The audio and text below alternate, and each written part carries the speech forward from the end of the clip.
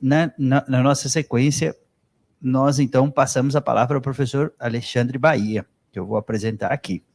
Mestre e doutor em Direito Constitucional pela Universidade Federal de Minas Gerais, pós-doutor pelo Instituto de Saúde Pública da Universidade do Porto, vice-presidente da Comissão de Diversidade Sexual e Gênero da Ordem dos Advogados do Brasil, seção Minas Gerais.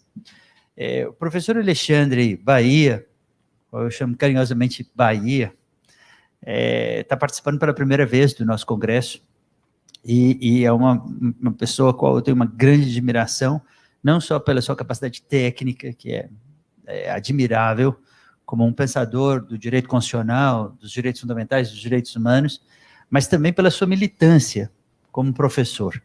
Então, assim, um professor educador, no sentido mais profundo do termo, educador de gerações, um militante da luta LGBT, QIA+, PN, e que tem, na verdade, uma missão importantíssima, porque tem não só uma produção acadêmica, mas também uma pessoa que se posiciona, né, com muita força, com muita veemência, e é um líder, então, para que outras pessoas sigam esse caminho. Então, professor Bahia, muito bem-vindo ao nosso grupo, e tenha a palavra. Obrigado. Nossa, boa tarde a todas e todos. Queria agradecer o convite do professor Lucas, não só o convite, né, mas todos esses elogios. Na verdade, eu fico muito feliz de estar aqui, desde que o Lucas me falou do evento. Queria comentar também a professora Juliana, Wander, foi minha professora, então, vamos dizer quanto tempo, né, Juliana? A Juliana era substituta ainda na época, tinha acabado de sair da graduação e me deu aula, enfim. Mas estou muito feliz de acompanhar a evolução do grupo, do que eu tenho visto lá nas postagens, das coisas que o Lucas tem falado, parabenizar pela organização, o Rodrigo foi me acompanhando ali, me ajudando, enfim. E o que eu queria falar hoje é fazer um relato de experiência sobre uma disciplina que a gente pensou e criou lá no curso de Direito da UFOP, chamada Tendências do Ensino Jurídico. Lá na UFOP a gente tem, na Pró-Reitoria de Graduação,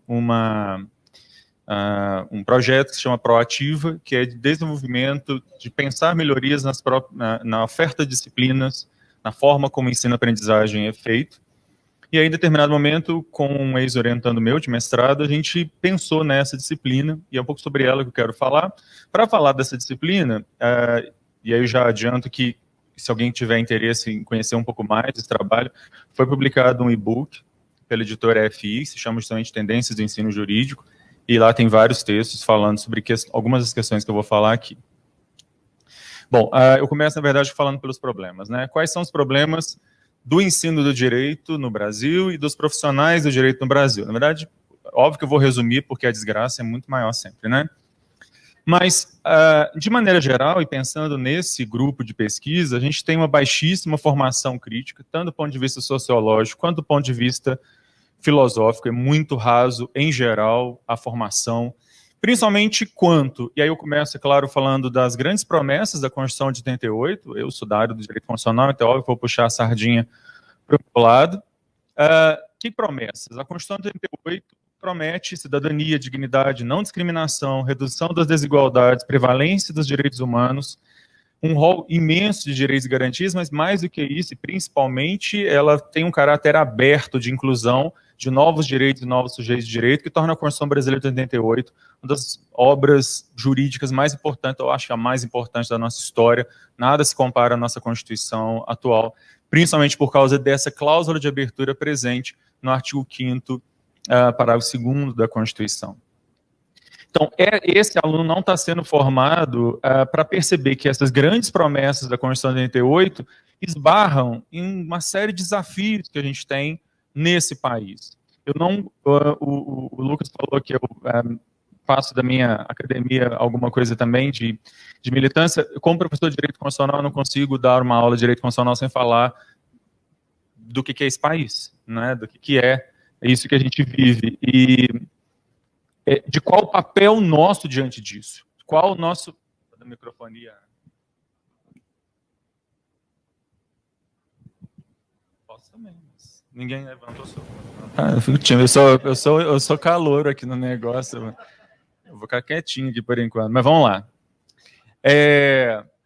Eu dizia, qual o nosso papel frente a isso, né? Eu sou professor há quase 20 anos. Ano que vem faz 20 anos como professor. E eu não vejo, por exemplo, as mulheres que passaram pelas minhas turmas ocupando proporcionalmente os mesmos lugares nos altos cargos do direito que os homens ocupam, que são em número muito menor. Nos últimos 20 anos, eu nunca tive uma turma, não sei se algum professor aqui alguma vez já teve alguma turma de direito com mais homens do que mulheres. Sempre são muito mais mulheres. E elas não estão ocupando proporcionalmente, nem proporcionalmente não, elas não estão muito longe de ocupar os mesmos lugares. Então tem alguma coisa errada nessa história, né? Me entristece profundamente pensar que uma das grandes apostas da Constituição de 88, do ponto de vista institucional, foi o Ministério Público. E essa decepção não é nem minha, eu estou só pegando emprestada, a decepção do Jacinto Coutinho e do Lênin Streck, que eram dois membros do Ministério Público na época, e colocaram o Ministério Público naquela posição de ponta de lança para ser aqueles que iriam desbravar e tentar botar essa Constituição no papel. E não é isso que acontece com o Ministério, não é isso que aconteceu com o Ministério Público. Uma das instituições mais conservadoras que tem a pachorra de recorrer contra a absolvição de alguém que furtou uma Havaiana, tá certo? Como se não tivesse tempo e dinheiro público sobrando. E isso não é só uma perda de dinheiro público, isso é a perda, jogar no lixo tudo que a Constituição prometeu, né? Mas essas pessoas não surgiram do nada, são os nossos ex-alunos. Que formação que esse pessoal está tendo para achar que eu devo gastar tempo e dinheiro público enfiando alguém na cadeia porque furtou um chinelo, porque furtou uma melancia? Tem uma coisa muito errada nessa história, né? E aí, eu estava preparando essa minha fala, já tinha preparado ela antes, mas eu acrescentei um item aqui, porque depois, semana passada, a gente, falando em má formação de profissionais do direito, bom, a gente tivemos 3 sustentações orais no STF que são bem o estertor daquilo que a gente mais lamenta, principalmente porque uma dessas pessoas que falou não só é um advogado atualmente, mas foi inclusive juiz, inclusive desembargador. Então, tem alguma coisa muito errada nessa história. Um outro problema é que a gente tem ainda, falando em currículo, né, então não vou ousar entrar na teoria de currículo, porque temos uma educadora aqui na mesa, mas uma coisa que eu posso falar é como que a gente antigamente reclamava que a nossa cultura dentro do ensino do direito ela era só manual, era bacharelesca, e, portanto, ela pensa o direito como ele é e não como ele deveria ser, e não como nós podemos transformar a merda em que nós vivemos. Depois disso, nós vamos para a era dos hiperresumos, e a gente já criticava os manuais, depois nós vamos para os hiperresumos, e hoje os alunos nem hiperresumos eles leem, eles assistem vídeo no YouTube, ou no TikTok. Então você veja que a ladeira é só abaixo. A gente reclamava, eu me lembro que eu reclamava 19 anos atrás, meus colegas reclamavam quando os nossos alunos só liam manuais. Eles só liam manuais. Bons tempos em que nossos alunos, pelo menos, pegavam o manual para ler. E aí a coisa vai só piorando, né?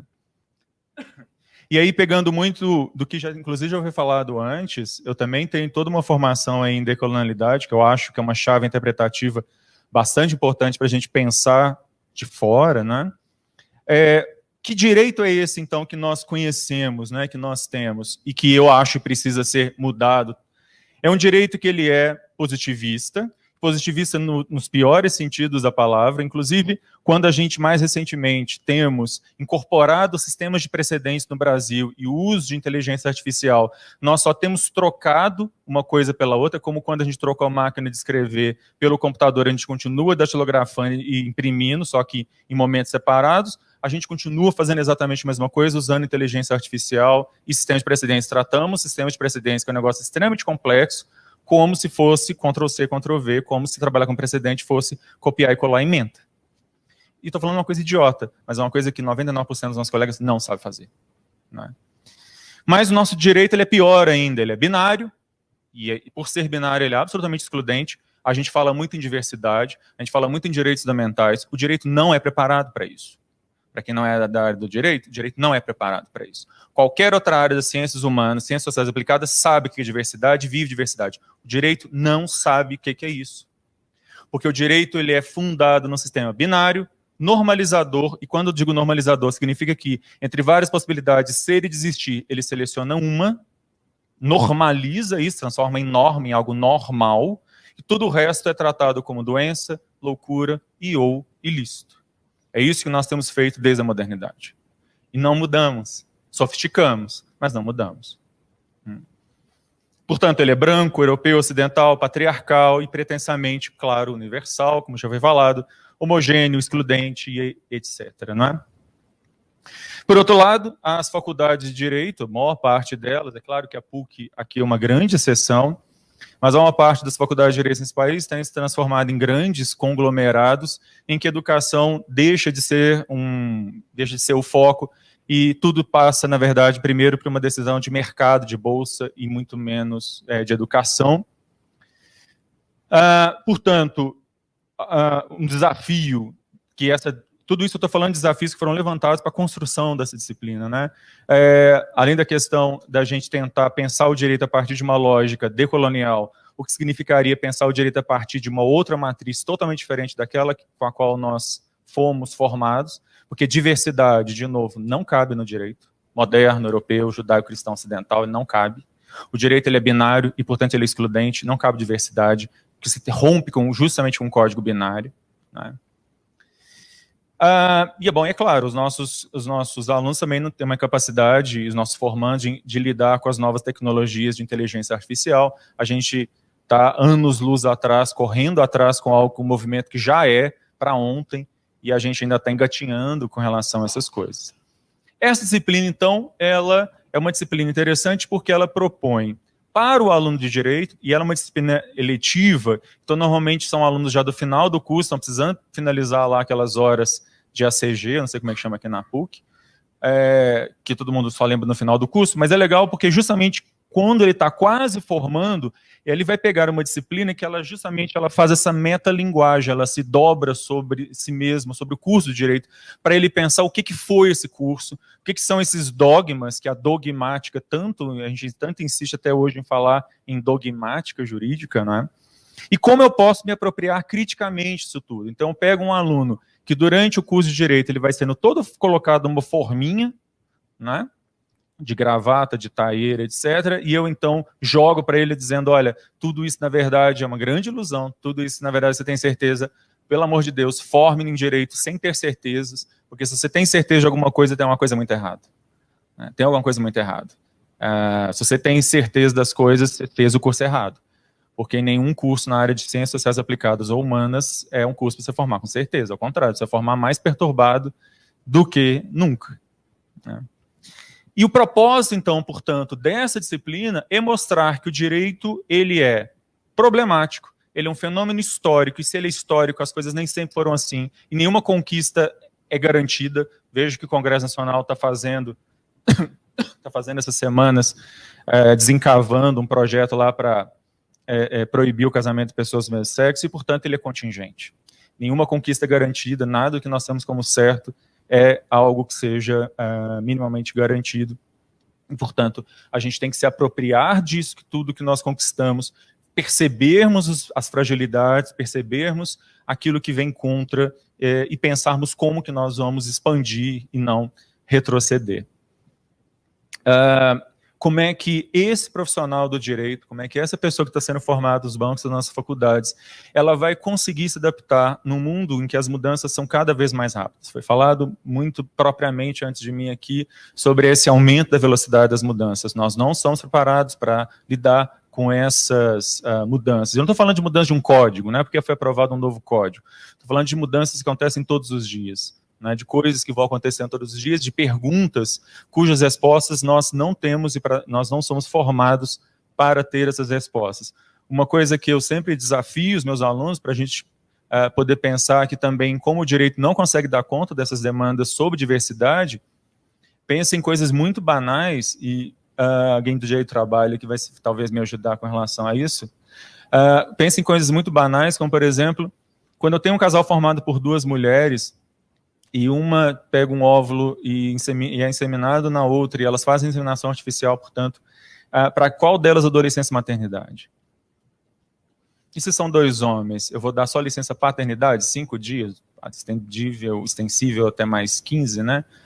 Totalizar 20, sendo que a licença, na verdade, é uma licença pensada para o recém-nascido, não é para a pessoa que recebe a licença, né?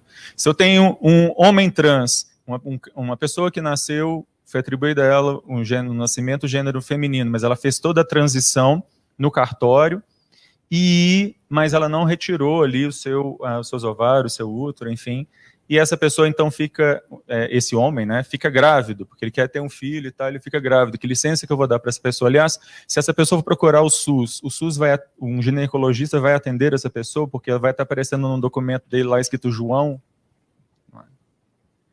São questões simples, do direito do trabalho, do direito previdenciário, e para as quais nós não temos respostas. A gente não consegue responder isso. Como é que a gente está tranquilo com relação a isso?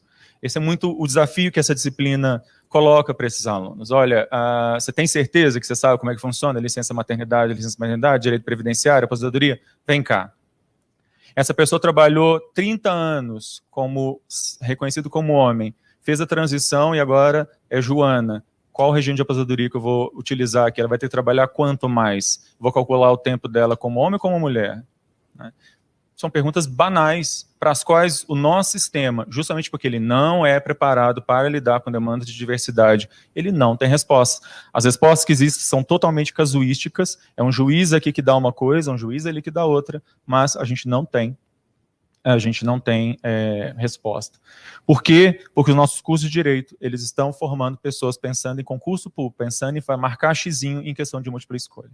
O Lane Streck é um cara que tem falado muitos anos sobre isso, sobre os péssimos juízes, promotores, defensores públicos, advogados que nós temos formado, porque essas pessoas não têm capacidade de pensar para além de marcar um xizinho ou decorar a aulinha, agora a aula, né, que eu assiste no YouTube. Muito pouco, portanto, da formação, e essa é um dos tópicos da disciplina, é feito pensando numa metodologia crítica do papel do direito, do papel desse profissional e do compromisso que a gente tem. Só para eu terminar, que eu não quero estender demais, não é? Essa disciplina ela foi aprovada como criada em 2018 e desde então ela vem sendo ofertada lá no curso de Direito e ela tem algumas particularidades, além de ser, né, desse nome, ela é uma disciplina que ela é vinculada ao próprio programa nosso lá de mestrado e ela sempre tem sido ofertada com 2 professores, nunca com um só. Tem sido sempre 2 professores que vêm ofertado de 2 áreas bem diferentes, justamente para a gente poder tentar abarcar ali discussões de várias ordens. Tem sido uma experiência muito legal e, como eu disse, a gente publicou aí um e-book sobre essa experiência, quem quiser conhecer mais, e aí eu fico à disposição. Eu agradeço novamente